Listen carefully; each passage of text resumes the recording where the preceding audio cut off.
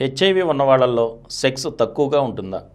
HIV వల్ల మాత్రం sex తక్కువ అవ్వదు. అయితే ఏదైనా అనారోగ్యం వస్తే మనిషి అనారోగ్యం కోలుకోకపోతే అనారోగ్యం వల్ల మనిషి వీక్ అవుతాడు. అలా వీక్ అయినప్పుడు సెక్స్ డౌన్ అవుతుంది. సెక్స్కి ఎనర్జీ కావాలి, శరీరంలో కొద్దిగా ఎనర్జీ కావాలి, కొద్దిగా హుషారు కావాలి.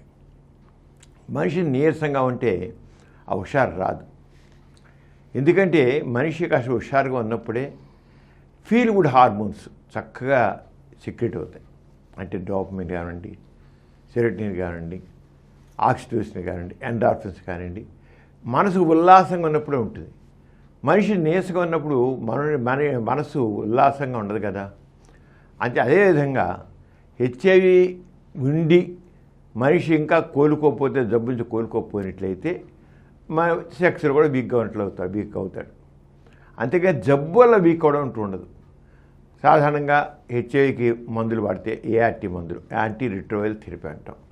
ఆ మందులు వాడిన తర్వాత ఒక 2-3 నెలల్లోనే జబ్బు చాలా కంట్రోల్ అయిపోతుంది. ఈరోడగా మంచి ఆకలి వస్తుంది, తింటారు, దాంట్లో మనసు ఉల్లాసంగా మారుతుంది, దాంతో మనిషిలో సెక్స్ మామూలుగా వచ్చేస్తుంది.